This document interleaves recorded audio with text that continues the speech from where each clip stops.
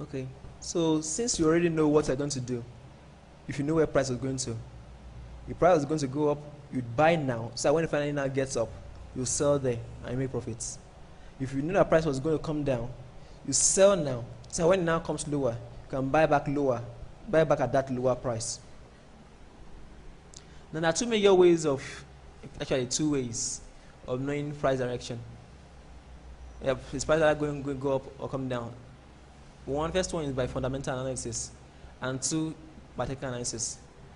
These two methods could be like viewed in this way. You could view fundamental analysis like say a single way direction, like say from 22 to 88 in that direction like that.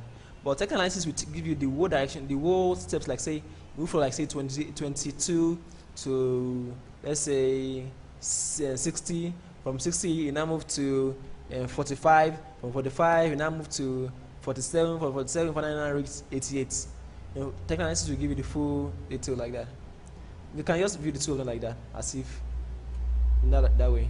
So fundamental analysis could be as if like say moving from like say direction of 10 to 42. But then technical analysis will be like say telling the full story of how it happened, how it moved up and then came down, and moving up a little bit more, then coming down, and moving up a lot more, coming down a lot more, and finally now getting down to 42. It gives you the full details of what really happened in the story. Now, fundamental analysis could also be called news analysis. Let's take it one at a time. Or economic analysis. It gives us like say the reports of what's happening in that country. Like say, give us telling us if that a good economy is a good currency, right? So therefore, the fundamental analysis tell us what is happening in the economy. Is it for the good or for the bad? Now we have various news websites whereby you can get to view the news of various countries, various places. Now we have forexfactory.com, Action Forex, and so on. There's even a site forexnews.com. So, but the one I like most of them is forexfactory.com because of the simplicity of the website itself. How it looks like. Now, I would like you to subscribe to someone's website here, Secret Forex Society, owned by Felix Mogratus. This man gives like say analysis of what's going to happen to price at various news times. So, well, at the website too, you also have to give a name of a referral, actually the email address of a referral before you can register. So you can use this one, testpaper2000@yahoo.com. This happens to be one of mine.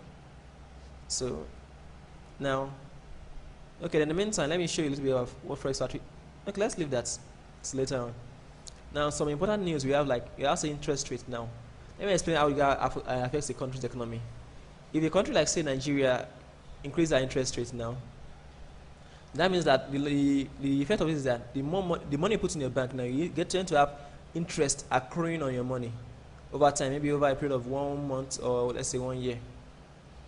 So now, if the money kept in the banks now has more interest at the end of the day, it means that people will tend to put their money longer in banks.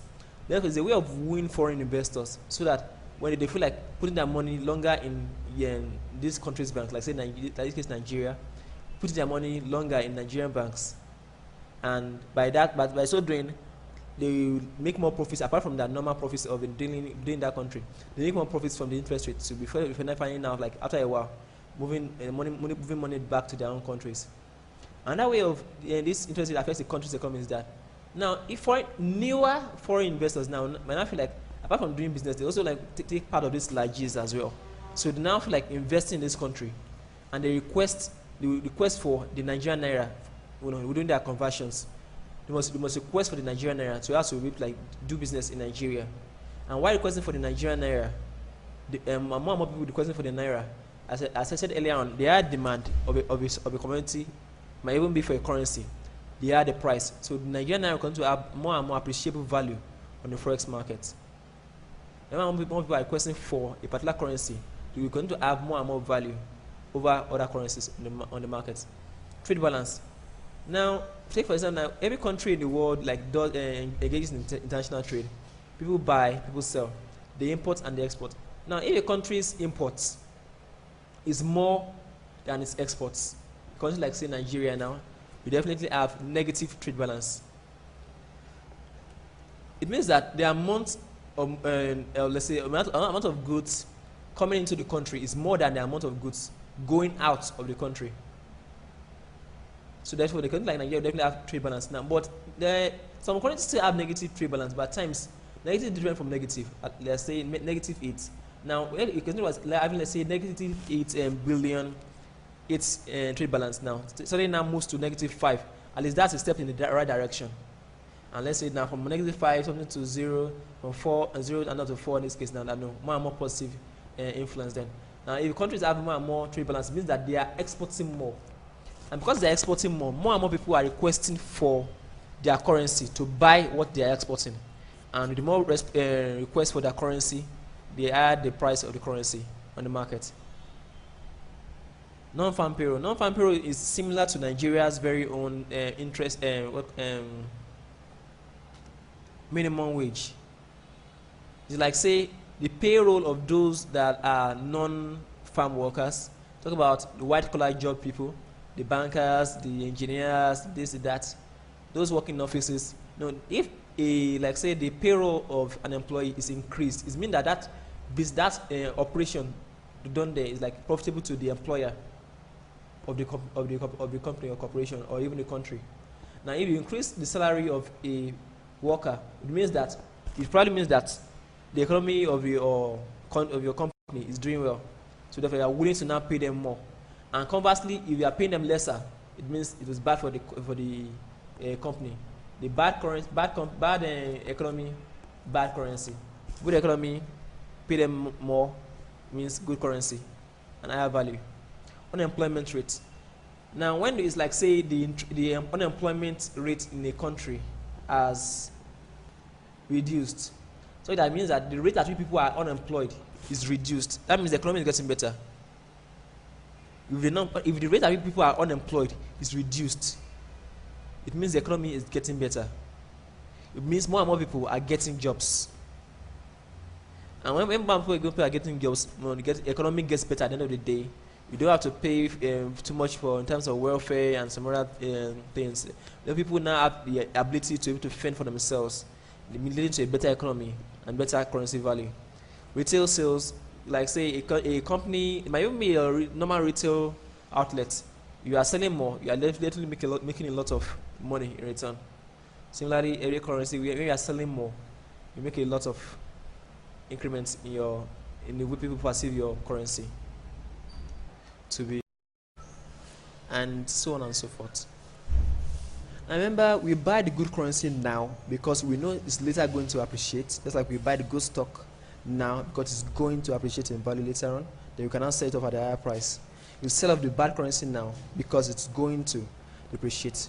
One thing you have to take note in Forex is this: the base currency is the basis for our trades. Whatever happens to the base currency is what determining what trades we're going to take. Take for instance now, we have the Euro USD.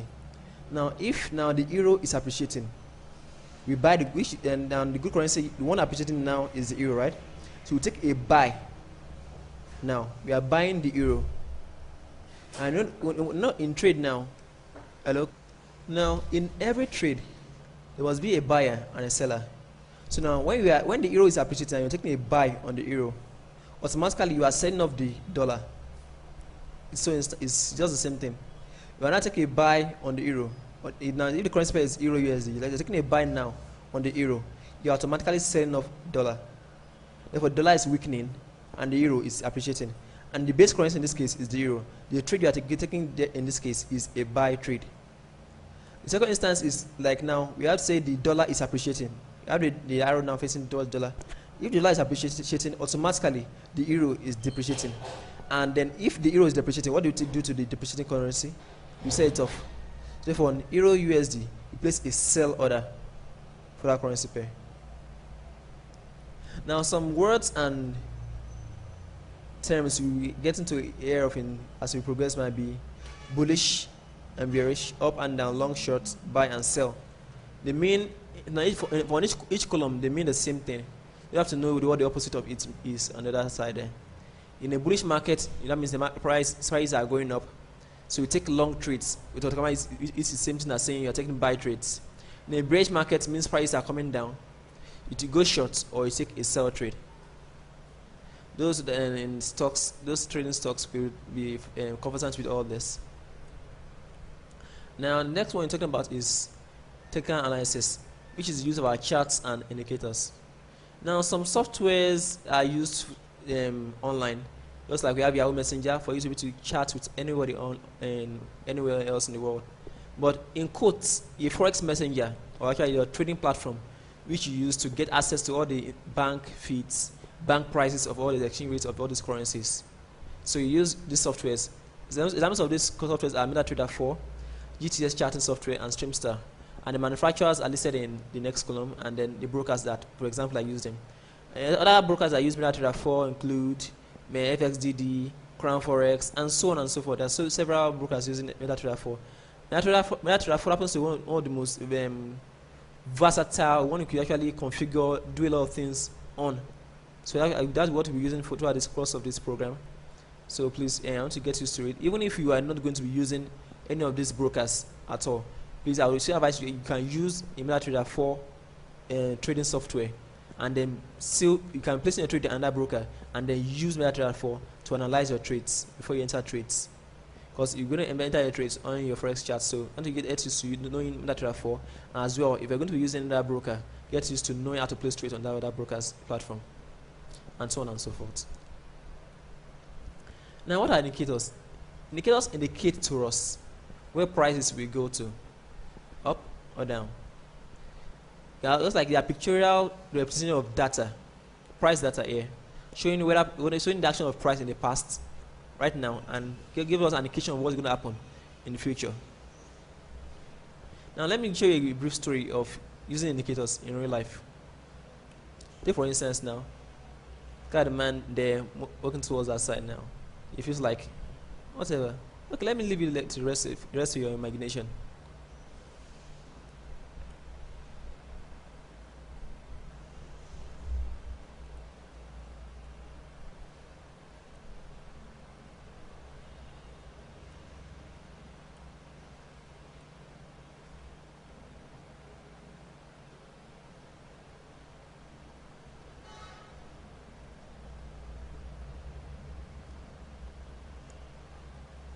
Nice story, ba?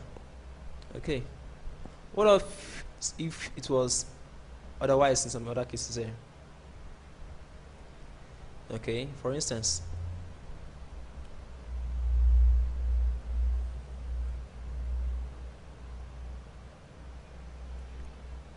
yeah, that's a jailhouse for you. Another instance, say, and a young man is in a hurry and it's a gorilla right in the middle of the road. Or you could say he smashes head on with a bus because it's taking the other line here, the other lane rather.